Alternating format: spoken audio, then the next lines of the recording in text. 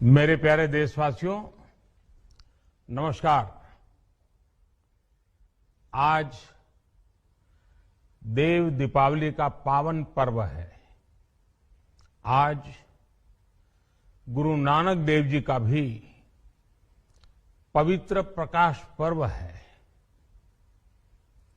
मैं विश्व भर में सभी लोगों को और सभी देशवासियों को इस पावन पर्व पर हार्दिक बधाई देता हूं।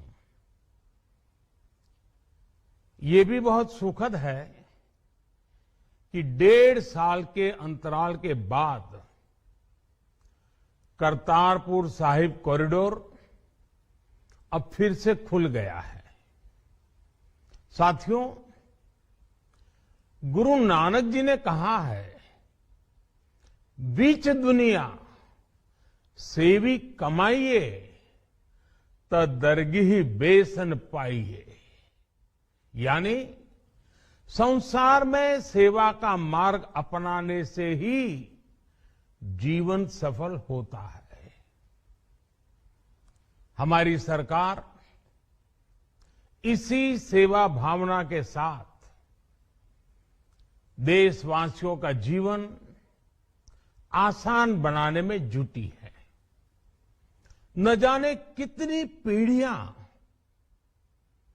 जिन सपनों को सच होते देखना चाहती थी, भारत आज उन सपनों को पूरा करने का भरपूर प्रयास कर रहा है। साथियों, अपने 5 दशक के सार्वजनिक जीवन में मैंने किसानों की परेशानियों को, उनकी चुनौतियों को बहुत करीब से देखा है, महसूस किया है। इसलिए जब देश ने मुझे 2014 में प्रधानमंत्री के रूप में सेवा का अवसर दिया, तो हमने कृषि विकास, किसान कल्याण को सर्वोच्च प्राथमिकता दी। साथियों, इस सच्चाई से बहुत लोग अनजान है कि देश के 100 में से 80 किसान छोटे किसान हैं। उनके पास 2 हेक्टेयर से भी कम जमीन है। आप कल्पना कर सकते हैं, इन छोटे किसानों की संख्या 10 करोड़ से भी ज्यादा है। उनकी पूरी जिंदगी का आधार यही छोटी सी जमीन का टुकड़ा है। यही उनकी जिंदगी होती है। और इस छोटी सी जमीन के सहारे ही वो अपना और अपने परिवार का गुजारा करते हैं। पीढ़ी दर पीढ़ी परिवारों में होने वाला बंटवारा इस जमीन को और छोटा कर रहा है। इसलिए देश के छोटे किसानों की चुनौतियों को दूर करने के लिए हमने बीज, बीमा, बाजार और बचत, इन सभी पर चौतरफा काम किया।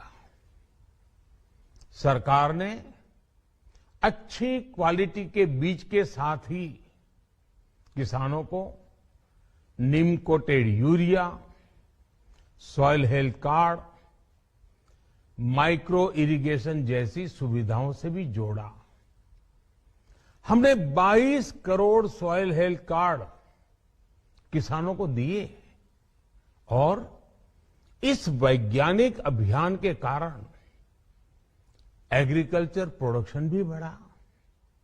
साथियों, हमने फसल बीमा योजना को अधिक प्रभावी बनाया। उसके दायरे में ज्यादा किसानों को लाए। आपदा के समय ज्यादा से ज्यादा किसानों को आसानी से मुआवजा मिल सके, इसके लिए भी पुराने नियम बदले। इस वजह से बीते 4 साल में 1 लाख करोड़ रुपए से अधिक का मुआवजा हमारे किसान भाई बहनों को मिला है। हम छोटे किसानों और खेत में काम करने वाले श्रमिकों तक बीमा और पेंशन की सुविधाओं को भी ले आए। छोटे किसानों की जरूरतों को पूरा करने के लिए सीधे उनके बैंक खातों में 1,62,000 करोड़ रुपए ट्रांसफर किए, सीधे उनके खाते में। साथियों, किसानों को उनकी मेहनत के बदले उपज की सही कीमत मिले, इसके लिए भी अनेक कदम उठाए गए। देश ने अपने रूरल मार्केट इंफ्रास्ट्रक्चर को मजबूत किया। हमने एमएसपी तो बढ़ाई ही, साथ ही साथ रिकॉर्ड सरकारी खरीद केंद्र भी बनाए। हमारी सरकार द्वारा की गई उपज की खरीद ने पिछले कई दशकों के रिकॉर्ड तोड़ दिए हैं। देश की 1,000 से ज्यादा मंडियों को ई नाम योजना से जोड़कर हमने किसानों को कहीं पर भी अपनी उपज बेचने का एक प्लेटफॉर्म दिया। और इसके साथ ही देश भर की कृषि मंडियों के आधुनिकीकरण पर भी हमने करोड़ों रुपए खर्च किए।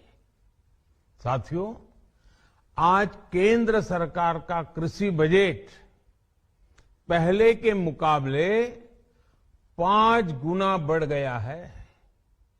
हर वर्ष 1.25 लाख करोड़ रुपए से अधिक कृषि पर खर्च किए जा रहे हैं। 1 लाख करोड़ रुपए के एग्रीकल्चर इंफ्रास्ट्रक्चर फंड के माध्यम से गांव और खेत के नजदीक भंडारण, इसकी व्यवस्था, कृषि उपकरण जैसी अनेक सुविधाओं का विस्तार, ये सारी बातें तेजी से हो रही है। छोटे किसानों की ताकत बढ़ाने के लिए 10,000 एफपीओ किसान उत्पादक संगठन बनाने का अभियान भी जारी है। इस पर भी करीब 7,000 करोड़ रुपए खर्च किए जा रहे हैं। माइक्रो इरिगेशन फंड के आवंटन को भी 2 गुना करके 10,000 करोड़ रुपए कर दिया गया है।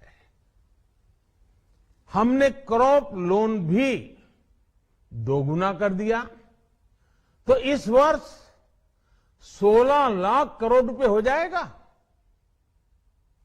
अब पशुपालकों को मछली पालन से जुड़े हमारे किसानों को भी किसान क्रेडिट कार्ड का लाभ मिलना शुरू हो गया है। यानी हमारी सरकार किसानों के हित में हर संभव कदम उठा रही है, लगातार एक के बाद एक नए कदम उठाती जा रही है। किसानों की आर्थिक स्थिति सुधरे, उनकी सामाजिक स्थिति मजबूत हो, इसके लिए पूरी ईमानदारी से काम कर रही है। साथियों,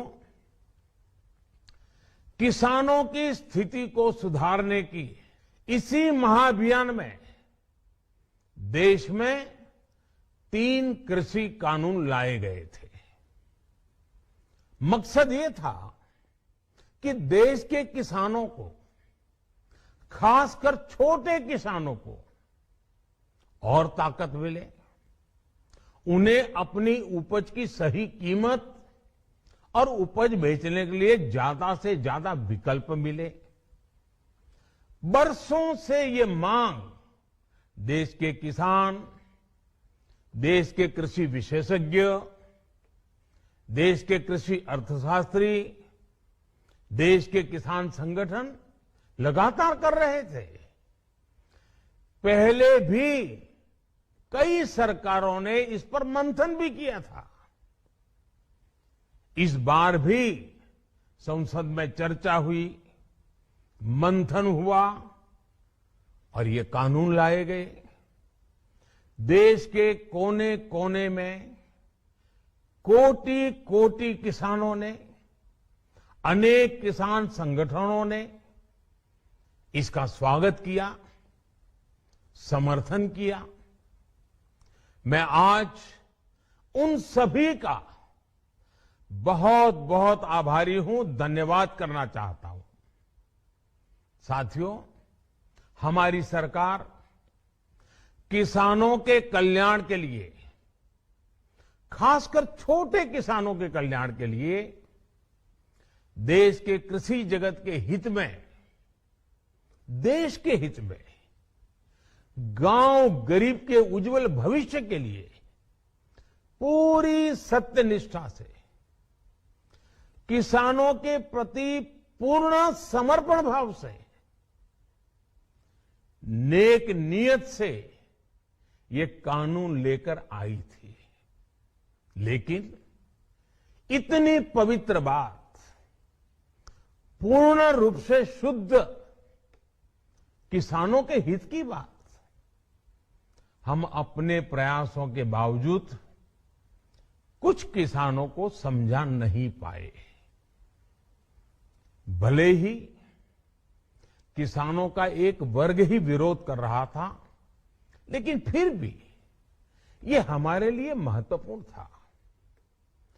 कृषि अर्थशास्त्रियों ने, वैज्ञानिकों ने, प्रगतिशील किसानों ने भी उन्हें कृषि कानूनों के महत्व को समझाने का भरपूर प्रयास भी किया। हम पूरी विनम्रता से, खुले मन से उन्हें समझाते रहे। अनेक माध्यमों से व्यक्तिगत और सामूहिक बातचीत भी लगातार होती रही। हमने किसानों की बातों को, उनके तर्क को समझने में भी कोई कोर कसर बाकी नहीं छोड़ी। कानून के जिन प्रावधानों पर उन्हें ऐतराज था, सरकार उन्हें बदलने के लिए भी तैयार हो गई। 2 साल तक हमने इन कानूनों को सस्पेंड करने का भी प्रस्ताव दिया। इसी दौरान ये विषय माननीय सर्वोच्च न्यायालय के पास भी चला गया। ये सारी बातें देश के सामने है, इसलिए मैं इनके अधिक विस्तार में नहीं जाऊंगा। साथियों, मैं आज देशवासियों से क्षमा मांगते हुए सच्चे मन से और पवित्र हृदय से कहना चाहता हूं कि शायद हमारी तपस्या में ही कोई कमी रही होगी, जिसके कारण दिए के प्रकाश जैसा सत्य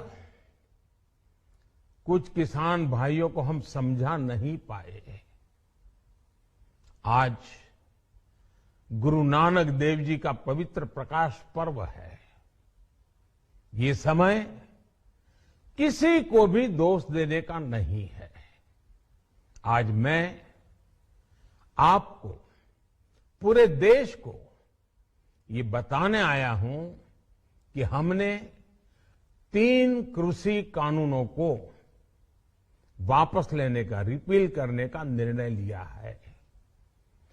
इस महीने के अंत में शुरू होने जा रहे संसद सत्र में, इसी महीने में, हम 3 कृषि कानूनों को रिपील करने की संवैधानिक प्रक्रिया को पूरा कर देंगे।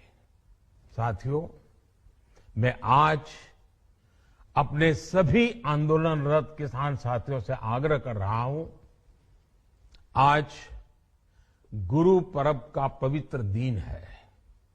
अब आप अपने अपने घर लौटे, अपने खेत में लौटे, अपने परिवार के बीच लौटे।